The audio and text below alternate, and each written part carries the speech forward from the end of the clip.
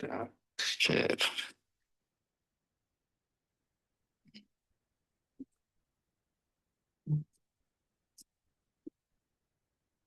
तो घंटा। तो अभ्यास नंबर 5 में पहला प्रश्न जो है अनुवाद करने के लिए वो है, बालक विद्यालय जाता है। तो बहुत ही आसान है ये। पांचवा और छठा दोनों मुझे लगता है बहुत ही आसान है। तो इसमें बालक के लिए ये प्रथमा विभक्ति है और कर्ता कारक है, क्योंकि बालक जो है उसका क्रिया से सीधा संबंध है। बालक कहाँ जा रहा है? विद्यालय जा रहा है। तो विद्यालय में द्वितीय विभक्ति लग गई, कर्म कारक है। बालकः विद्यालयं गच्छति। तो गच्छति इसमें भी प्रथम पुरुष एक वचन, विद्यालयम ये द्वितीय विभक्ति और एक वचन। तो ये बहुत ही आसान सा सरल वाक्य, एक बालकः विद्यालयं गच्छति। फिर दूसरा है, बालिका विद्यालय की ओर जाती है। अभी ये चैप्टर में ये अभ्यास, ये जो पाठ हमने पढ़ा था उसमें ये की ओर और दोनों तरफ, चारों तरफ, इस तरह से कुछ अव्यय शब्द आए थे, तो उनका प्रयोग कर रहे हैं हम यहाँ पर। तो जब की ओर का प्रयोग किया जाता है तो उसमें क्रिया के आगे प्रति लग जाता है। तो बालिका विद्यालयम प्रति गच्छति। ठीक है, तो बालिका इसमें ये स्त्रीलिंग का शब्द है, प्रथमा विभक्ति एक वचन में, जैसे रमा वैसे ही बालिका। विद्यालय उसमें द्वितीय विभक्ति कर्म कारक विद्यालयम बन गया, एक वचन है। और की ओर से प्रति प्रति लग गया, जाती है इसलिए गच्छति लग गया। तो गच्छति ये प्रथम पुरुष एक वचन। प्रथम पुरुष भी कह सकते हैं, अन्य पुरुष भी कह सकते हैं, दो नाम इसके लिए प्रचलित हैं, प्रथम पुरुष या अन्य पुरुष। ठीक है, त्वम आदि के लिए मध्यम पुरुष, अहम आदि के लिए उत्तम पुरुष। कन्या फल चाहती है, तो कन्या के रूप भी रमा की तरह ही चलते हैं। तो कन्या प्रथम पुरुष है और ये इसमें कर्ता है।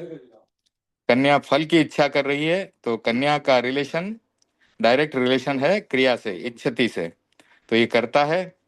और एक वचन है इसलिए रमा की तरह प्रथमा विभक्ति एक वचन, कन्या फलम इच्छति। फलम तो फल की इच्छा करती है, इसलिए फल में द्वितीय विभक्ति है, एक वचन है। इच्छति प्रथम पुरुष एक वचन।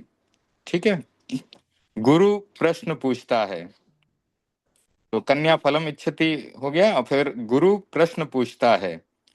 तो गुरु एक वचन और कर्ता कारक प्रथमा विभक्ति, तो उसका जो रूप बनेगा वो गुरु है। प्रश्न का हो गया प्रश्नम और पृच्छति। ठीक है, पृच्छ धातु है, पूछता है, इस अर्थ में पृच्छति। तो गुरु प्रश्नम पृच्छति। ठीक है, फिर है पुत्र फूल छूता है। तो यहाँ पर पुत्र जो है वो करता है, इसलिए प्रथमा विभक्ति एक वचन में पुत्र यह रूप बना।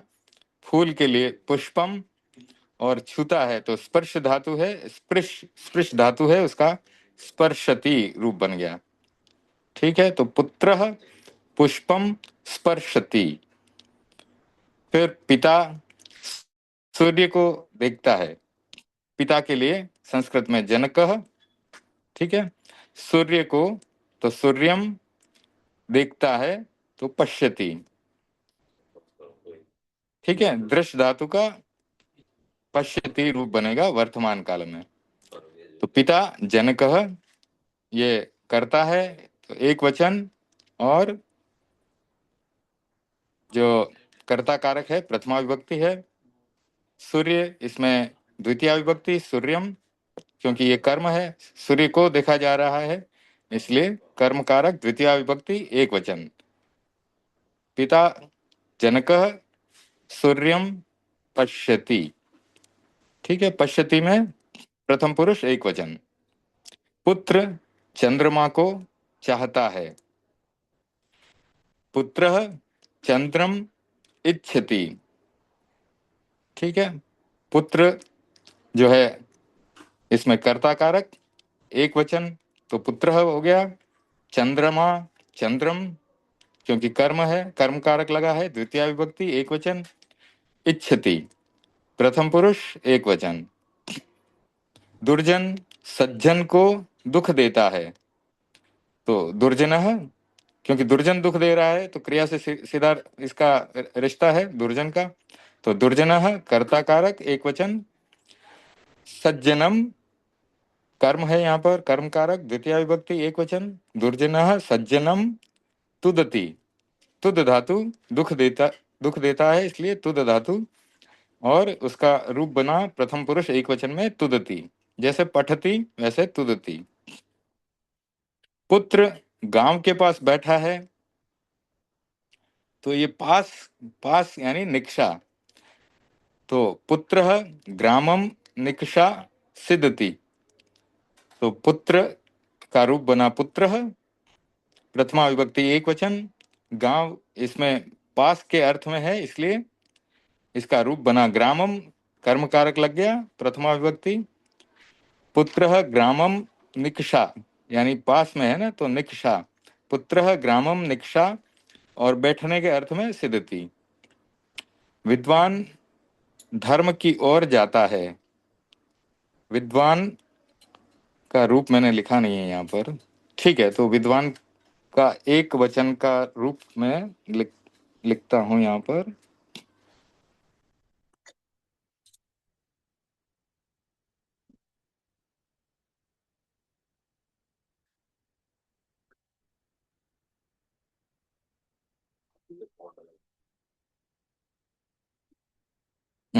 तो विद्वान का विद्वान ही रहेगा, जो यहाँ पर नकारांत ये है। ठीक है ना। तो विद्वान विद्वांसी, सॉरी, विद्वान विद्वांसो विद्वांसः, इस प्रकार से इसके रूप चलते हैं। इसका रूप मैं भेज दूंगा संस्कृत का जो है, क्योंकि जो हलंत हैं उनके रूप कुछ अलग प्रकार से चलते हैं। ठीक है। तो हलंत जो अक्षर हैं, हस्तिन, विद्वान, इनके रूप कुछ अलग तरीके से चलते हैं। जैसे विद्वान का चलता है विद्वान विद्वांसौ विद्वांसः। ठीक है। तो ये मैं आज भेज दूंगा ताकि आपको ध्यान रहे। तो यहाँ पर विद्वान का विद्वान ही लिखेंगे। विद्वान धर्मम अनुगच्छति। जब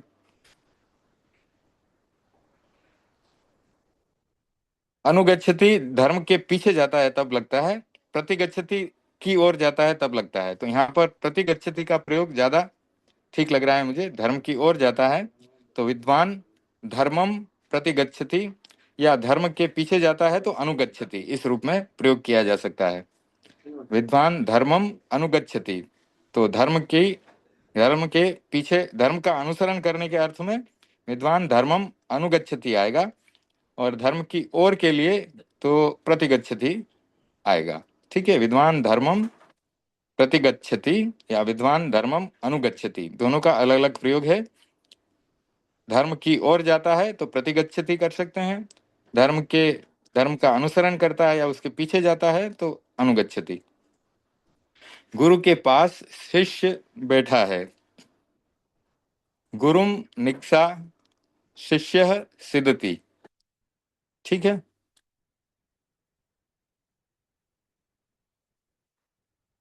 तो यहाँ पर कर्ता कौन है? शिष्य है, शिष्य बैठा है। और गुरु पर, गुरु के साथ में द्वितीय विभक्ति लगी है, एक वचन। तो शिष्य जो है वो करता है, शिष्य का सीधा संबंध है क्रिया के साथ। शिष्य सिद्धति, लेकिन किसके पास? गुरु के पास, इसलिए गुरुम निकषा शिष्य सिद्धति।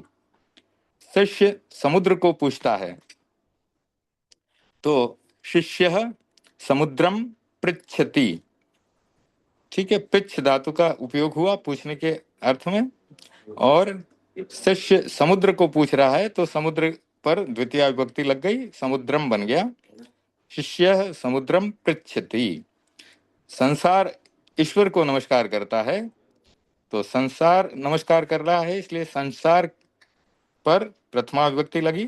संसारः ईश्वरम नमस्करोति, नमस्कार करने के अर्थ में नमस्करोति।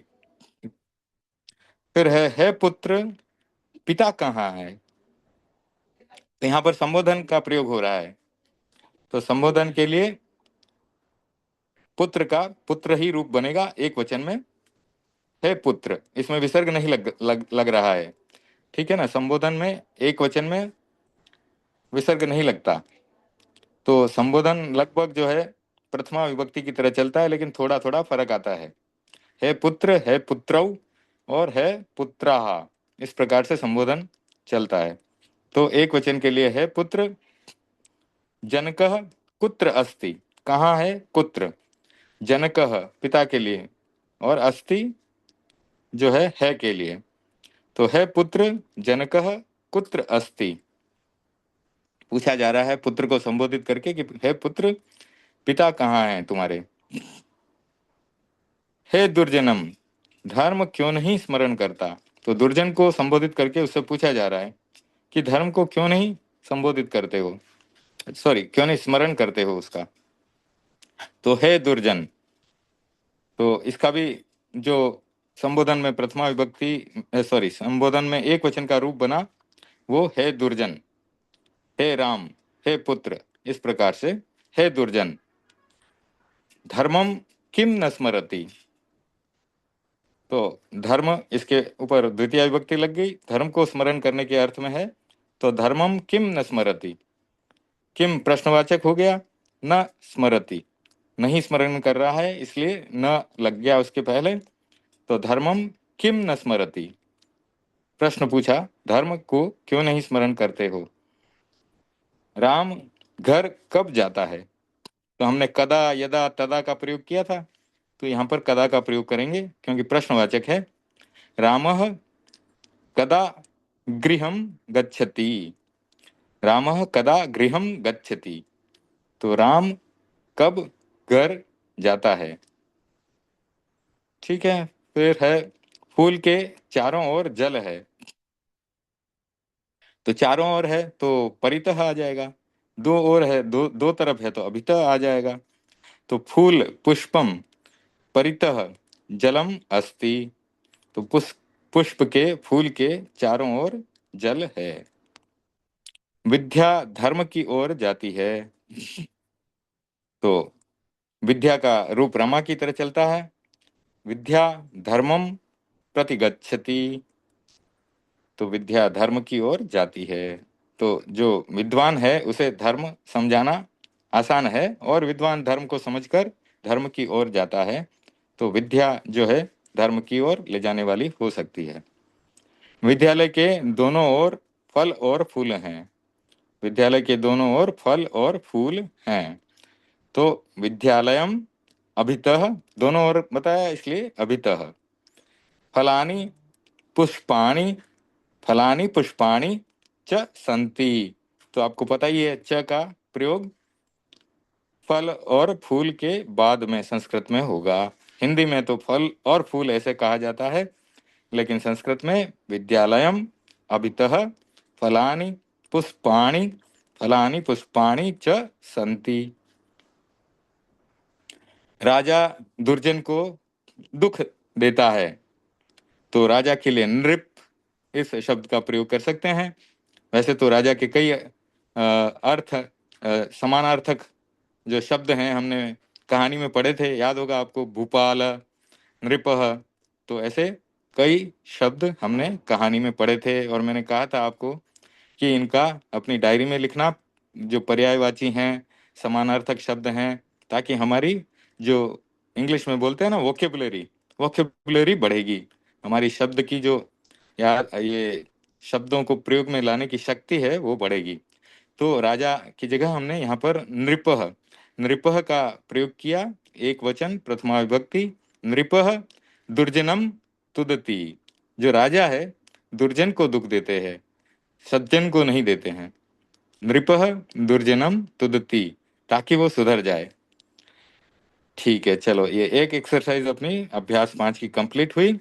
अब इसमें कोई प्रश्न है तो पूछ सकते हैं, नहीं तो इसके आगे के प्रश्न हम करेंगे। तो अब इसके आगे के प्रश्नों को लेके आता हूं मैं।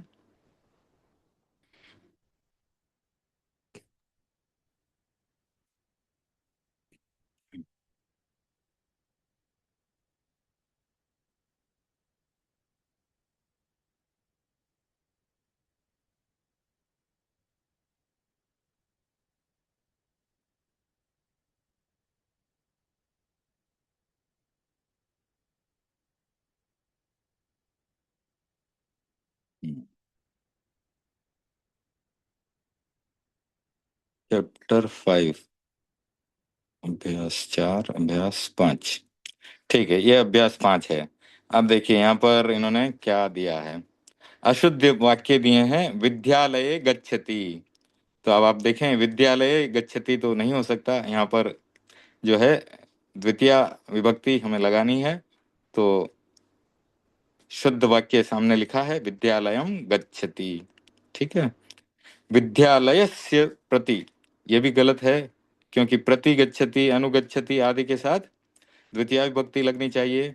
तो यहाँ पर भी विद्यालयम प्रति ऐसे हो जाएगा। फिर ग्रामस्य निकषा, तो आपको पता ही है, निकषा हो चाहे समया हो, ये सब पास में, निकट होने के अर्थ में है। तो इनके साथ भी द्वितीय विभक्ति लगती है। ग्रामस्य क्या है, षष्ठी विभक्ति हो गई, तो ये गलत है। तो ग्रामम निकषा या ग्रामम समया, इस प्रकार से करना पड़ेगा। फिर है धर्मस्य अनुगच्छति, ये भी ठीक नहीं है। अनु के साथ, प्रति के साथ जो है धर्मम बनेगा, द्वितीय विभक्ति लगेगी, धर्मम अनुगच्छति।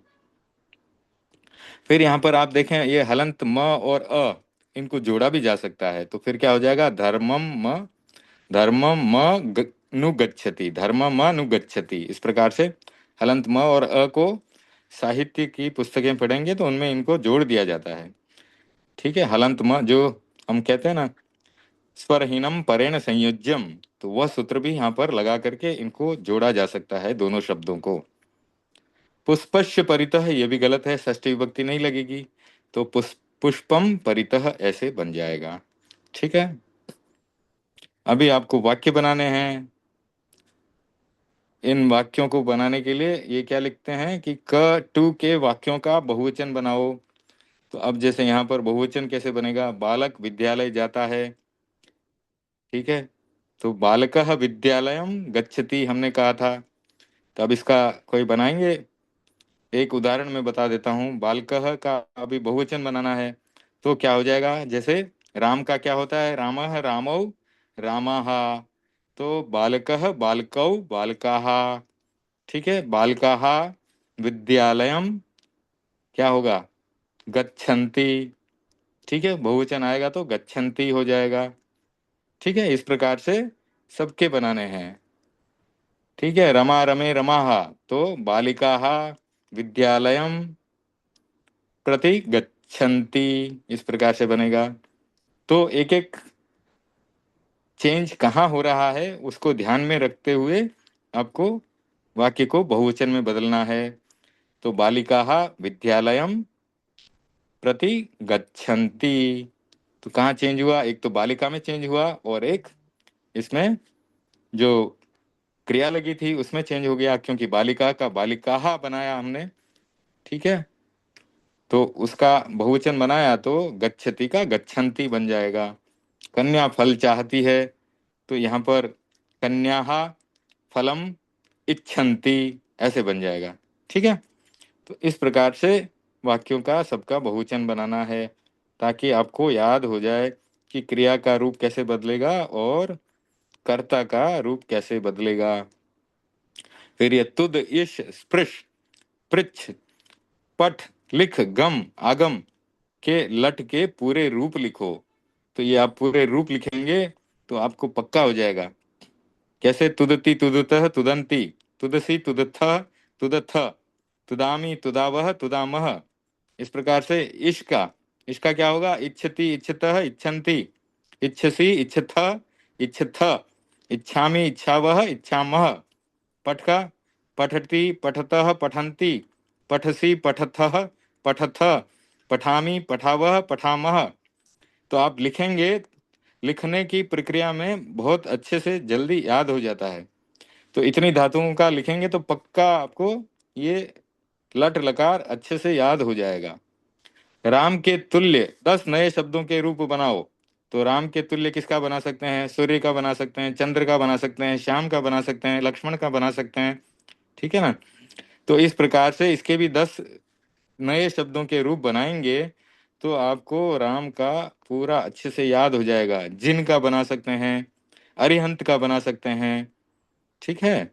इस प्रकार से 10 शब्दों के रूप बना करके डायरी में लिखने हैं, तभी अपने को याद होगा और स्मरण शक्ति बढ़ेगी, याददाश्त भी बढ़ेगी। अब इनके वाक्य बनाने हैं। अभितः, परितः, समया, निकषा। तो अभितः और परितः। अभितः किसके लिए प्रयोग में करते हैं हम? दोनों तरफ के लिए, दोनों ओर। परितः चारों ओर के लिए। तो क्या कर सकते हैं? बहुत आसान है, अभी हमने उदाहरण में बनाया था, उसी प्रकार से आपको बना करके कम से कम एक एक वाक्य तो बनाना चाहिए। ठीक है? समयानिक्षा ये पास के लिए है। प्रति यानी की ओर, अनु यानी पीछे, अनु यानी अनुसरण, पीछे के पीछे जाना। इच्छति इच्छा करना, पृच्छति पूछना। ठीक है, अब रिक्त स्थान भरो। ग्रामम जलम अस्ति। तो यहाँ पर क्या भर सकते हैं? ग्रामम अभितः जलम अस्ति, यानी गांव के दोनों ओर जल है। ग्रामम परितः जलम अस्ति, यानी गांव के चारों ओर जल है। तो बहुत ही आसान है। विद्यालयम अभितः वनम अस्ति, या विद्यालयम परितः वनम अस्ति, या विद्यालयम समया वनम अस्ति, या विद्यालयम निकषा वनम अस्ति। तो इस प्रकार से 4 वाक्य तो यही बना दिए हमने। जनकः सत्यम प्रतिगच्छति आ सकता है, अनुगच्छति आ सकता है। तो जनकः यानी पिता जो है सत्य की ओर जाता है, या पिता सत्य के पीछे जाता है। त्वम धनम इच्छति। तुम, सॉरी, इच्छति नहीं आएगा, त्वम है तो इच्छसी आएगा। त्वम धनम इच्छसी। तो जो यहाँ पर मध्यम पुरुष का प्रयोग हुआ एक वचन का, तो उसके अनुसार क्रिया भी बदल गई। इच्छ धातु का इच्छसी रूप बना त्वम के साथ। तो कर्ता के अनुसार क्रिया बदलती है। त्वम धनम इच्छसी, तुम धन की इच्छा करते हो। वयम प्रश्नम, अभी अहम आवाम वयम। ठीक है? प्रश्नम क्या आएगा यहाँ पर? पृच्छामः, वयम प्रश्नम पृच्छामः। ठीक है? ईश्वरः लोकम, ईश्वर जो है लोक को क्या कह सकते हैं? इच्छति। ईश्वरः लोकम इच्छति, या ईश्वरः लोकम पृच्छति। दोनों का प्रयोग कर सकते हैं। ईश्वर लोक की इच्छा करता है, या ईश्वर लोक के बारे में पूछता है, लोक को पूछता है। दोनों यहाँ पर प्रयोग में कर सकते हैं। अब अभ्यास नंबर 6। तो अभ्यास नंबर 6 भी बहुत आसान है। ये यहाँ पर जो धातु रूप दिए हैं वह याद करने योग्य हैं। लोट लकार है, आज्ञा के अर्थ में है। भवतु भवताम भवन्तु, भव भवतम भवत, भवानी भवाव भवाम। तो इनका प्रयोग आज्ञा देने के अर्थ में होता है। और वो कैसे? वो देखिए, इस प्रकार से संस्कृत के यहाँ पर शब्द बनाएंगे तो पता चलेगा। तो आपके पास मैंने जो कल भेजा था इस अभ्यास का नंबर 2 पार्ट जो है उसका पूरा बना करके भेजा था, तो अब उसको हम कर लेते हैं। दिनेश पुस्तक पढ़े। अब यहाँ देखिए फर्क आ रहा है। आज्ञार्थक अर्थ अर्थ में जो है धातु का प्रयोग करना है। यहाँ पर धातु तो वही पठ धातु ही यूज कर रहे हैं, उसी का प्रयोग कर रहे हैं। लेकिन ये वाक्य क्या कह रहा है? आदेश दे रहा है, दिनेश पुस्तक पढ़े। ठीक है? तो यहाँ पर हम लोट लकार का प्रयोग करेंगे इसका। तो यहाँ पर एक वचन प्रथम पुरुष में दिनेश जो है वो करता है, तो दिनेश का तो रूप वही बनेगा दिनेशः। पुस्तक का वही रूप बनेगा पुस्तकम। लेकिन जो धातु है पठ धातु, उसका रूप बदल जाएगा। लोट लकार आज्ञा देना है, इसलिए प्रथम पुरुष एक वचन के लिए पठतु इस रूप का प्रयोग किया जाएगा। ठीक है ना। अब चेंज क्या हो रहा है, क्या बदलाव आ रहा है, जब अर्थ वाक्य का बदल रहा है, आज्ञार्थक बन रहा है, तब पठ धातु का रूप किस प्रकार से बदल रहा है उसको ध्यान में रखें और उसके अनुसार उसका प्रयोग करें। तो दिनेशः पुस्तकम पठतु। अब एक संस्कृत में बहुत अच्छा नीति वाक्य है, सत्यम वद प्रियम वद माँ वद सत्यम अप्रियम। ठीक है, तो उसमें ये आदेशार्थक है, आदेश दे रहा है, आज्ञार्थक है। तो उसमें वद धातु जैसे भव वैसे वद, आप देख रहे हैं यहाँ पर मध्यम पुरुष के लिए त्वम, जब किसी को त्वम के साथ प्रयोग करना है तो भव या वद ऐसे प्रयोग किया जाता है। तो गुरु के सामने कोई शिष्य बैठा है, उसके लिए नीति के शास्त्र का वाक्य गुरु उसको बता रहे हैं, सत्यम वद। ठीक है, तो सत्यम ब्रूयात इसका भी प्रयोग होता है, तो वो एक अलग है, वो बाद में बताएंगे। पर यहाँ पर सत्यम वद यानी गुरु शिष्य को कह रहा है सत्य बोलो। प्रियम वद यानी सत्य भी कैसा होना चाहिए, प्रिय होना चाहिए। और फिर आगे क्या बोल दिया, माँ वद सत्यम प्रियम, यानी माँ यानी नहीं। तो नकारार्थम सॉरी नकार नकार के अर्थ में नकारार्थक जब बनाएंगे तो माँ लगा सकते हैं, न लगा सकते हैं। माँ वद मतलब नहीं बोलें, सत्यम अप्रियम तो अप्रिय सत्य का भी प्रयोग नहीं करें। तो यह एक नीति वाक्य है और उसमें ये आज्ञा अर्थ का बहुत अच्छा प्रयोग हुआ है, सत्यम वद प्रियम वद। ठीक है ना। तो ये मध्यम पुरुष के लिए जब प्रयोग करेंगे तो इस प्रकार से करेंगे, सत्यम वद प्रियम वद। ठीक है, अभी हम ये अभ्यास की तरफ बढ़ते हैं। तो दिनेशः पुस्तकम पठतु, तो बहुत ही सरल वाक्य है, 3 ही शब्द हैं। तो दिनेशः कर्ता है और उसमें एक वचन प्रथमा विभक्ति लगाई हमने। फिर पुस्तकम तो द्वितीय विभक्ति एक वचन, क्योंकि वो कर्म कारक है। और धातु का रूप बना पठतु, क्योंकि आज्ञा अर्थ में लोट लकार का प्रयोग किया गया। अब आगे, रमेश खाना खाए, तो बहुत आसान है ये तो। रमेशः भोजनम खादतु, खाद का प्रयोग कर लिया हमने, खाद जो धातु थी। रमेशः भोजनम खादतु, तो ये आज्ञा अर्थ में प्रयोग हो गया। तो अब यहाँ पर एकदम अपने हम लोगों ने 3 शब्दों का प्रयोग किया और तीनों में कहाँ पर कौन सी विभक्ति लगी है आपको एकदम क्लियर हो गया होगा। रमेशः कर्ता कारक एक वचन प्रथमा विभक्ति, भोजनम में द्वितीय विभक्ति कर्म कारक और एक वचन, खादतु प्रथम पुरुष एक वचन, क्रिया का रूप बना खादतु। वह दौड़े, तो बहुत ही आसान है, सह धावतु, तो 2 ही शब्दों का प्रयोग है और इतना आसान वाक्य है। वह खेले, सह क्रीडतु, राम यहाँ से चले, तो राम, अब पहले हमने इतः ततः कुतः इन शब्दों का जो है प्रयोग किया था। तो ये राम, रामः यहाँ से इतः, चरतु चर धातु का प्रयोग किया हमने यहाँ चलने के अर्थ में। गच्छ जाने के लिए होता है, आगच्छ आने के लिए होता है और चलने के लिए भ्रमण, चलने के लिए जो है चरतु, चर धातु का प्रयोग यहाँ पर किया है। रामः इतः चरतु।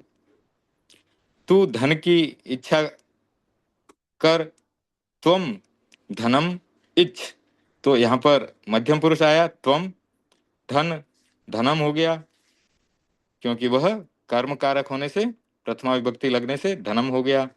और त्वम जो है वो कर्ता है, मध्यम पुरुष है, इसलिए इच्छ धातु का प्रयोग किया हमने और भव की तरह इच्छ बन गया उसका। तो त्वम धनम इच्छ।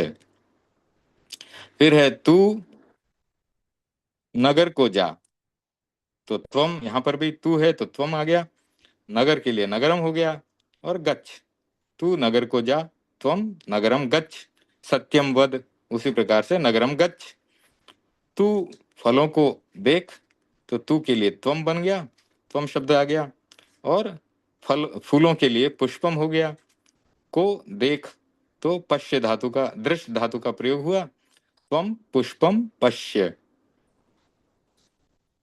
फिर आगे 9 नंबर, तू ज्ञान की इच्छा कर, त्वम ज्ञानम इच्छ। कोई भी कहीं पे भी चीज समझ में नहीं आ रही हो तो जरूर पूछें।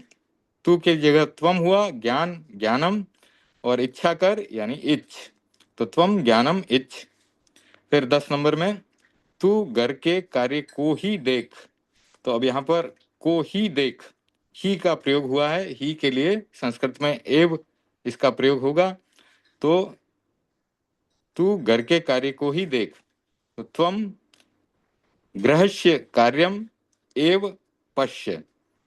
तो यहाँ पर घर के कार्य को, तो यहाँ संबंध है, तो षष्ठी विभक्ति का प्रयोग हुआ, त्वम गृहस्य कार्यम, घर के कार्य के लिए गृहस्य कार्यम, और ही शब्द का प्रयोग हुआ, इसलिए एव संस्कृत में एव शब्द का प्रयोग हुआ, और देख के लिए पश्य, क्योंकि त्वम है तो उसके साथ पश्य।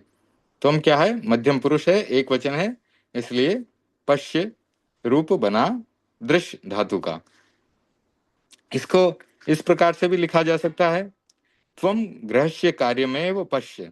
तो कार्यम और एव, यहाँ पे हलंत म और ए को जोड़ दिया गया है, कार्यमेव पश्य, या त्वम गृह कार्यमेव पश्य।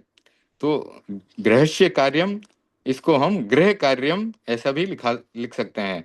यहाँ पर समास का प्रयोग हुआ है, समास का भी हम अध्ययन करेंगे। तो गृह कार्यम, इसका मतलब भी होता है घर का कार्य, गृह कार्यम। ठीक है, तो त्वम गृह कार्यमेव पश्य, तो समास का आपको उदाहरण देने के लिए मैंने गृहस्य कार्यम को गृह कार्यम ऐसा करके लिखा। फिर 11 नंबर में है, मैं चावल पकाऊं। तो यहाँ पर हो गया अहम तांडुलम पचानी, अहम के साथ पकाऊं, यानी यहाँ पर भी आदेश का अर्थ, आदेश के अर्थ में ये वाक्य बना है।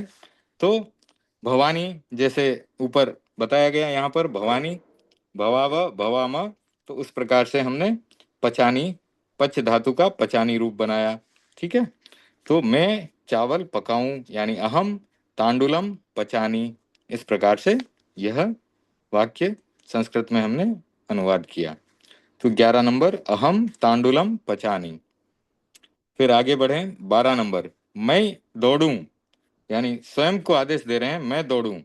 तो अहम धावानी हो गया, धावती धावता धावंती वो लट लकार में है, यहाँ पर अज्ञा अर्थ में लोट लकार में अहम धावानी। मैं खेलूं, तो अहम क्रीडानी। मैं चलूं, तो अहम चरानी। तो इस प्रकार से ये बहुत ही आसान आसान वाक्य हैं, दो दो शब्दों के वाक्य हैं। मैं फल खाऊं, तो बन गया अहम फलम खादानी। फिर आगे है, नगर के दोनों ओर वन हैं। तो यहाँ पर अब फिर से दो शब्द और मिले हैं हमें हमें दोनों ओर के लिए क्या शब्द मिला है, उभयतः। ये देखिए यहाँ पर कुछ नए अव्यय शब्द, उभयतः और सर्वतः। तो दोनों ओर के लिए पहले हमने अभितः का प्रयोग किया था, और चारों ओर के लिए परितः का प्रयोग किया था। यहाँ पर इस पाठ में दोनों ओर के लिए उभयतः और चारों ओर के लिए सर्वतः, ये और दो शब्द हमें प्राप्त हुए हैं, तो उनका हम प्रयोग यहाँ पर कर रहे हैं। तो क्या बताया, नगर के दोनों ओर वन हैं। ठीक है, तो नगरम अभितः वनम अस्ति, नगरम अभितः वनम अस्ति, या तो ये कैसे कर सकते हैं, या नगरम उभयतः वनम अस्ति, ये कर सकते हैं। और यहाँ पर मैंने हलंत म और अ को जोड़ दिया साथ में, नगरम भीतः वनम अस्ति ऐसा कर दिया। लेकिन आप वैसे भी लिख सकते हैं, नगरम अभितः वनम अस्ति या नगरम उभयतः वनम अस्ति, दोनों प्रयोग किए जा सकते हैं। फिर घर के चारों ओर फल हैं, तो गृहम या तो परितः लिख सकते हैं या सर्वतः लिख सकते हैं। तो गृहम गृहम सर्वतः फलम अस्ति, गृहम परितः फलम अस्ति। तो यहाँ पर फलम और अस्ति, तो यहाँ पर भी हलंत म को अ के साथ मैंने जोड़ दिया, तो फलम अस्ति हो गया। तो गृहम सर्वतः फलम अस्ति या फलम अस्ति, ठीक है, दोनों तरह से लिख सकते हैं आप। फिर दुर्जन को धिक्कार, 18 नंबर का, ये तो उदाहरण में भी दिया है, धिक दुर्जनम, तो ये तो सीधा सीधा है, दुर्जन को धिक्कार यानी धिक दुर्जनम।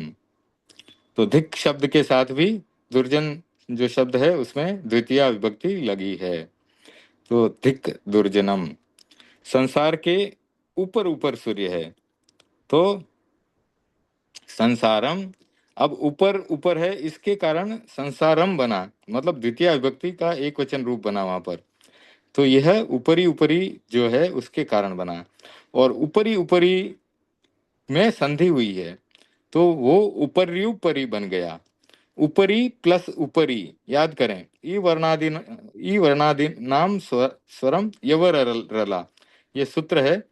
तो ऊपरी प्लस ऊपरी, तो ऊपरी के अंत में ई जो है और उसके सामने प्लस ऊ परी, तो प्लस ऊ सामने फिर से जो है स्वर आया, तो उस ई का य बन गया।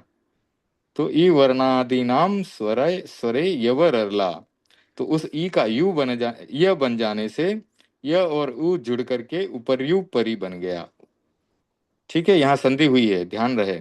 संसारम ऊपरी ऊपरी था, ठीक है, ऊपर ऊपर कर रहे हैं ना हम, संसार के ऊपर ऊपर सूर्य है, तो संसारम ऊपरी ऊपरी सूर्यम अस्ति, लेकिन ऊपरी प्लस ऊपरी में संधि हुई और वह बन गया उपर्युपरी, तो संसारम उपर्युपरी सूर्यम अस्ति। तो जहां पर भी संधि होती है हमको पुराने सूत्रों को याद करना चाहिए कि ये शब्द कैसे बना। तो यहाँ पर ये ऊपरी ऊपरी में भी संधि हुई है, अधो अधः में भी संधि हुई है, अध्यधि में भी संधि हुई है। तो एक एक शब्द हम करते जाएंगे और फिर आगे चलते जाएंगे। तो यहाँ पर क्या हुआ, संसारम उपर्युपरि सूर्यम अस्ति। गांव के नीचे नीचे जल है, नीचे के लिए अधो शब्द होता है, अधः और अधः, नीचे नीचे, दो बार नीचे नीचे प्रयोग हुआ ना, तो एक अधः प्लस अधः, तो यहाँ पर क्या हुआ है, विसर्ग संधि हुई है, अधः। अब विसर्ग के बाद आया फिर से, अधः प्लस अधः, तो वहां पर क्या हो गया, अधो अधः हो गया। ठीक है, तो विसर्ग संधि हुई है वहां पर, और ये अधो अधः हो गया, और अ जो है उसका खंडाकार हो गया चंपा पुष्पक न्याय से, अधोधः, तो अ का भी लोप करके वहां पर खंडाकार लिखा है। आप देखें उदाहरण वाक्य जो है उसमें, ये यहाँ पर अधोधः ये खंडाकार बनाया चंपा पुष्पक न्याय से, तो अ का भी लोप करके खंडाकार वहां लिखा है। ठीक है, तो अब हाँ, तो 21 नंबर का नहीं, 20 नंबर का कर रहे थे ना, गांव के नीचे नीचे जल है, तो अधः अधः ग्रामम अधः अधः जलम अस्ति, इस प्रकार से लिखा जा सकता है, या विसर्ग संधि करके ग्रामम अधोधः जलम अस्ति ऐसे लिखा जा सकता है। क्लियर है ना सारा कुछ जो बोल रहा हूं मैं? अगर कहीं डाउट है तो पूछ लीजिएगा। हाँ फिर सर।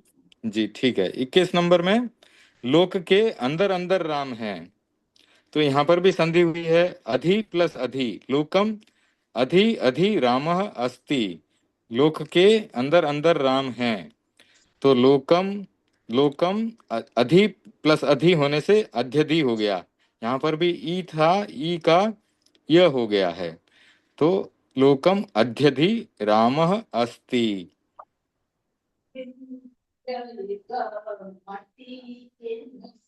फिर नंबर 22, गांव और विद्यालय के बीच जल है, तो ग्रामम विद्यालयम च अंतरा जलम अस्ति, तो बीच में उसके कारण यहाँ पर अंतरा शब्द का प्रयोग हुआ, और च जो है ग्राम और विद्यालय के बाद में आया, ग्रामम विद्यालयम च अंतरा जलम अस्ति। ठीक है, फिर धर्म के बिना सुख नहीं, तो धर्मम बिना इस प्रकार से प्रयोग किया जा सकता है, या धर्मम अंतरेण, तो धर्मम अंतरेण न सुखम, या धर्मम बिना न सुखम, धर्म के बिना सुख नहीं है। रमेश आसन पर बैठता है, तो रमेशः आसनम अधितिष्ठति, तो जहाँ अधि उपसर्ग के साथ प्रयोग होता है तो वहां पर आसन में द्वितीया विभक्ति लग जाती है। रमेशः आसनम अधितिष्ठति। फिर पुत्र घर में सोता है तो पुत्रः गृहम अधिशेते। तो गृह में ये अधिशेते, अधि उपसर्ग होने से यहाँ पर गृहम बना, यानी द्वितीय विभक्ति लगी। पुत्रः गृहम अधिशेते, घर में सोता है। अगर अधिशेते नहीं होता, अधि नहीं होता, तो यहाँ पर पुत्रः गृहे गृहे शेते ऐसे प्रयोग होता। तो घर में या घर के ऊपर, आसन के ऊपर, यहाँ पर सप्तमी विभक्ति का प्रयोग होता है, लेकिन अधि उपसर्ग पूर्वक धातु का प्रयोग होने से यहाँ पर द्वितीय विभक्ति लगी है।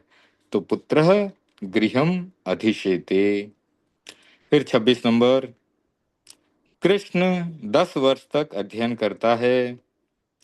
कृष्णः यहाँ पर 10 वर्षाणि अध्ययनम करोति। तो यह भी हमने यहाँ पर नियम पढ़ा था कि समय और स्थान के दूरीवाची शब्दों में द्वितीया विभक्ति होती है। तो समय यहाँ पर 10 दिनानी, तो 10 10 है यानी बहुवचन का प्रयोग है, तो इसलिए दिनानी रूप बन गया। फलम फले फलानी, दिनम दिने दिनानी, पंच वर्षम वर्षे वर्षाणी। तो इस प्रकार से दिन है या वर्ष है या क्रोश, तो वो कोस भर चलता है, इसलिए क्रोशम गच्छति। तो क्रोशम उसमें भी द्वितीय विभक्ति लगी है। ठीक है, तो अब कृष्ण के लिए ये वाक्य बन गया, कृष्ण 26 नंबर, कृष्ण 10 वर्षाणि अध्ययनम करोति, क्योंकि 10 वर्ष तक अध्ययन करता है। फिर अगला आया, महेश 5 दिन तक लिखता है। तो महेशः पंच दिनानि लिखति। तो महेश के साथ पंच और दिनानी, दिनानी यानी यहाँ पर बहुवचन लगा और द्वितीय विभक्ति लग गई। 5 दिन तक लिखता है। देवदत्त कोस भर चलता है। तो देवदत्त क्रोशम चलती, चलने के लिए, सॉरी चलती नहीं चरती आना चाहिए था, गलत हो गया, ये चरती लिखे यहाँ पर। देवदत्त क्रोशम चरती, चर धातु का प्रयोग होता है चलने के अर्थ में, तो चरती। देवदत्त क्रोशम चरती। फिर अशुद्ध वाक्य को शुद्ध वाक्य बनाना है। त्वम पुष्पाणि पश्यतु, यहाँ पर पुष्पाणी होना चाहिए। क्यों? क्योंकि र और श जहाँ पर होते हैं, ये मूर्धन्य श जो है, वहां पर मूर्धन्य श होने के कारण न का अणा हो जाता है संस्कृत में। र हो, हलंत र हो या हलंत श हो, ये र श दो के लिए, जब दो शब्द के भीतर र और श होता है तो न की जगह ऋण बन जाता है। शब्द रूप जो है पुष्पानी नहीं बनेगा, पुष्पाणी बनेगा। तो त्वम पुष्पाणी पश्य, पश्य तू भी सही नहीं है, क्योंकि त्वम जो है मध्यम पुरुष एक वचन है, इसलिए त्वम पुष्पाणी पश्य, तो ऐसे रूप बन गया। नगरस्य उभयतः, ये भी शुद्ध नहीं है, क्योंकि उभयतः के साथ द्वितीय विभक्ति का प्रयोग होना चाहिए। तो नगरम उभयतः ऐसे प्रयोग होना चाहिए। लोकस्य उपरि उपरि, ये भी सही नहीं है। लोक के ऊपर ऊपर है, ठीक है, लेकिन उपरी उपरी के साथ में द्वितीय विभक्ति का प्रयोग होता है, इसलिए लोकम उपरि उपरि। धर्मस्य अंतरेण, वह भी गलत है, क्योंकि अंतरेण के साथ भी द्वितीय विभक्ति का प्रयोग होना चाहिए, इसलिए धर्मम अंतरेण, सॉरी, हाँ। फिर आसने अधितिष्ठति, मैंने कहा था ना कि आसने सप्तमी विभक्ति है, और वो तिष्ठति के साथ प्रयोग कर सकते हैं, लेकिन अधितिष्ठति के साथ नहीं प्रयोग कर सकते। तो आसनम हो जाएगा, वहां द्वितीय विभक्ति हो जाएगी, तो आसनम अधितिष्ठति ऐसे बन जाएगा उसका रूप। अब ये बोल रहे हैं कि दो में क ख ग को बहुवचन बनाओ। तो इसमें क्या होगा कि बहुवचन बनाएंगे तो हमें क्रिया के रूप, उसके साथ साथ शब्द रूप के साथ क्रिया के रूप बदलने होंगे। तो वो क्या होगा कि दिनेश पुस्तक पढ़े, ये तो एक वचन हो गया। तो इसका बहुवचन करेंगे तो रामः रामौ रामाः, तो दिनेशाः, यानी बहुत सारे दिनेश पुस्तकम पढ़े, तो दिनेशाः पुस्तकम क्या बनेगा, पठतु पठताम पठन्तु, भवतु भवताम भवन्तु। तो यहाँ बन जाएगा दिनेशः दिनेशाः पुस्तकम पठन्तु, रमेशाः भोजनम खादन्तु। सह की जगह क्या आएगा, ते, ते धावन्तु। वह खेले का क्या हो जाएगा, ते क्रीडन्तु। ठीक है। तो इस प्रकार से ये आपको बहुवचन बनाने हैं। यहाँ पर तो बहुत आसान है, क्योंकि सरल सरल वाक्य हैं, एकदम सरल वाक्य हैं। बहुत ही छोटे छोटे दो दो शब्दों के, तीन तीन शब्दों के वाक्य हैं। ठीक है ना। तो यहाँ पर इनको बहुवचन में बदलना बहुत आसान है, और हम बदलेंगे तो हमारा अभ्यास होगा, और अभ्यास होने पर याद हो जाएगा। राम यहाँ से चले तो रामाः इतः चरन्तु। ठीक है। तू धन की इच्छा कर, तू त्वम, त्वम का क्या बन जाएगा, यूयम, बहुवचन बनाना है। यूयम धनम इच्छत, क्योंकि भव भवतम भवत है, तो यूयम धनम इच्छत। तो इस प्रकार से क्रिया का रूप भी चेंज हो जाएगा, त्वम की जगह यूयम बनेगा, और धनम इच्छत। तू नगर को जा, तो वहां पर भी यूयम नगरम गच्छत। ठीक है। तो यहाँ पर टेबल के साथ आप देखते हुए भी बना सकते हैं, और टेबल याद हो जाए तो बिना देखे भी बना सकते हैं। तू फलों को देख, तो यूयम पुष्पम पश्यत। फिर इसी तरह से मैं के साथ क्या हो जाएगा, मैं दौड़ूं, तो अहम आवाम वयम, वयम का प्रयोग होगा, वयम और धावाम। ठीक है। ये भवाम है तो धावाम हो जाएगा, वयम धावाम। फिर मैं खेलूं, वयम क्रीडाम। मैं चलूं, उसकी जगह हो जाएगा वयम चराम। मैं फल खाऊं, तो वयम फलम खादाम। तो आप देख सकते हैं कि आसान है, लेकिन प्रयास करेंगे, प्रयोग करेंगे तो ही याद होगा। फिर एक उदाहरण ये इस तरह का भी ले सकते हैं, घर के चारों ओर फल हैं, तो गृहम परितः फलानि संति। ठीक है। फल की जगह फलानी कर दिया तो बहुवचन हो गया, और फलानी संति हो गया। ठीक है। तो वो बहुवचन हो गया। गृहम सर्वतः फलानि संति।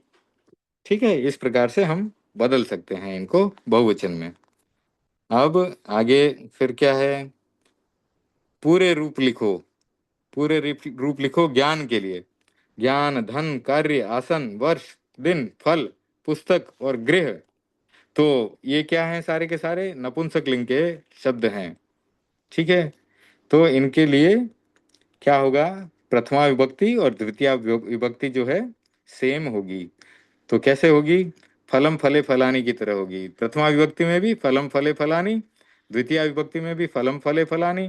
तो जैसे आसन ले लीजिए, तो आसन का क्या बनेगा, आसनम आसने आसनानी, फलम फले फलानी। तो आसनम आसने और फलानी बनता है तो आसनानी बनेगा। तो प्रथमा विभक्ति और द्वितीय विभक्ति सेम होगी। तृतीया से फिर राम शब्द की तरह चलेंगे, तो रामः रामो रामाः रामम रामो रामाः, उस प्रकार से रामेण रामाभ्याम रामैः है। तो यहाँ पर भी तृतीय विभक्ति जो है राम शब्द की तरह चलेगी। फिर लोट के पूरे रूप लिखो, पठ धातु लिख धातु इनके लोट लकार में पूरे रूप लिखने हैं, ताकि हमें याद हो जाए। ठीक है। तो पठ का पठतु पठताम पठन्तु, इस प्रकार से लिखना है हमको। पठतु पठताम पठन्तु, पठ पठतम पठत, पठानी पठावह पठा, सॉरी पठानी पठावह पठाम। तो ऐसे पठ का बना। फिर इसी प्रकार से आगे और कौन सी धातु है? लिख धातु। तो लिख धातु है तो उसका क्या बनेगा? लिखतु, लिखताम, लिखंतु, लिख, लिखतम, लिखत, लिखानी, लिखाव, लिखाम। इस प्रकार से सबके बना सकते हैं। गम है तो गच्छतु, गच्छताम, गच्छन्तु, गच्छ, गच्छतम, गच्छत, गच्छानि, गच्छाव, गच्छाम। फिर वाक्य बनाओ, उभयतः, सर्वतः। तो इनके सबके हमने वाक्य अभी एक एक वाक्य सबके बनाए थे।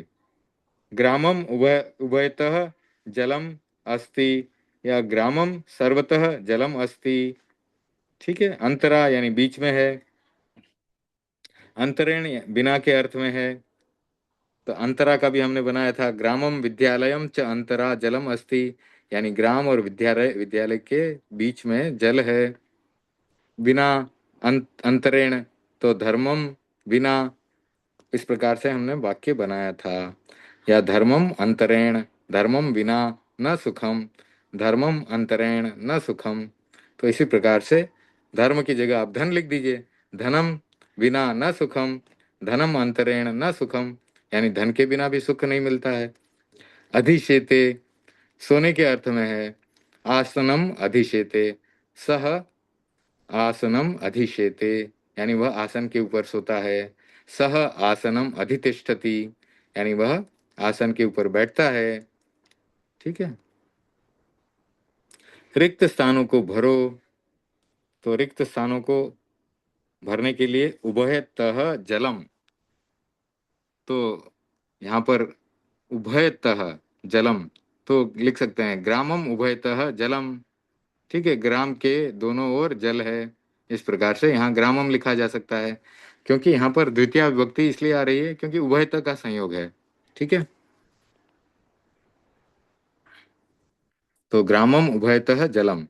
फिर सर्वतः पुष्पाणि सन्ति, विद्यालयम सर्वतः पुष्पाणि सन्ति, विद्यालय के चारों तरफ फूल हैं।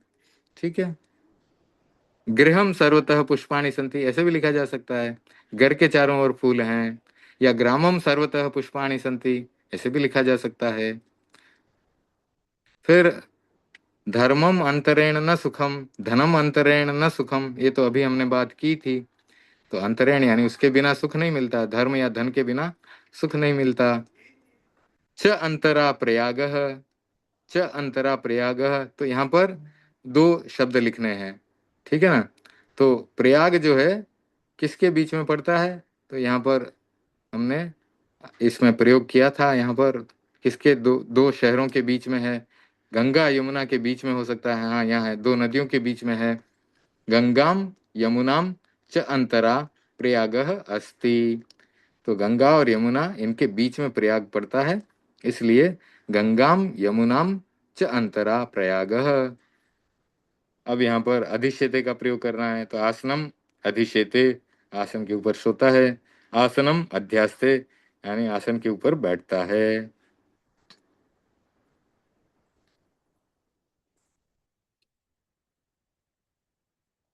अभी कितना, 4 मिनट ही और बचे हैं, तो आज की क्लास को यहीं संपन्न करते हैं। कोई बात पूछनी है तो आप पूछ सकते हैं। कल फिर नेक्स्ट चैप्टर लेंगे, सातवां, सॉरी कल नहीं, अब अगले सप्ताह जो भी क्लास आएगी उसमें लेंगे। और कल जो क्या थोड़ा ट्रैवलिंग हो गई थी मेरे, इसलिए कल की क्लास नहीं ले पाए सही समय पे, तो उसके लिए सॉरी। तो कल के बजाय हमने आज ले ली ये क्लास। ठीक है। आप सबका धन्यवाद, सबको जय जिनेन्द्र जुड़ने के लिए। हाँ हाँ, हम सब परम पूज्य गुरुदेव के आभारी हैं। अब मंगल पाठ से हम इसको संपन्न करते हैं आज की क्लास को। कोई भी प्रश्न हो, कभी भी हो, पूछ सकते हैं। डाउट नहीं रखें मन में, किसी भी प्रकार का पूछते रहें। ठीक है। ओम ह्रीं नमो अरहंताणं, ओम ह्रीं नमो सिद्धाणं, ओम ह्रीं नमो आयर्याणं, ओम ह्रीं नमो वज्जायणं, ओम ह्रीं नमो लोये सब्ब साहुणं, ऐसो पंच नमुक्कारो सब्ब पाव पणासनो मंगलाणं च सब्बेसिं परमं हवै मंगलम। चत्तारि मंगलम अरहंता मंगलम, सिद्धा मंगलम, साहु मंगलम, केवली पणत्तो धम्मो मंगलम। चत्तारि लघुत्तमा अरहंता लघुत्तमा, सिद्धा लघुत्तमा, साहु लघुत्तमा, केवली पणत्तो धम्मो लघुत्तमो। चत्तारि शरणं पवज्जामि, अरहन्ते शरणं पवज्जामि, सिद्धे शरणं पवज्जामि, साहु शरणं पवज्जामि, केवली पणत्तम धम्मं शरणं पवज्जामि, विघ्नहरण मंगलकरण स्वाम भिक्षुनो नाम, गुण ओळख स्मरण क्रिया, सरे चिंत्या काम, सरे चिंत्या काम, सरे चिंत्या काम, अंगूठे अमृत बसे लब्धि तना भंडार, श्री गुरु गौतम सुमरिये मन वांछित फल दातार, मन वांछित फल दातार। ओम अरहम। जय जिनेन्द्र। जय जिनेन्द्र दिनेश जी, खूब खूब धन्यवाद। जय जिनेन्द्र भारती बहन, जय जिनेन्द्र, सबको जय जिनेन्द्र। मीटिंग एंड कर रहे हैं।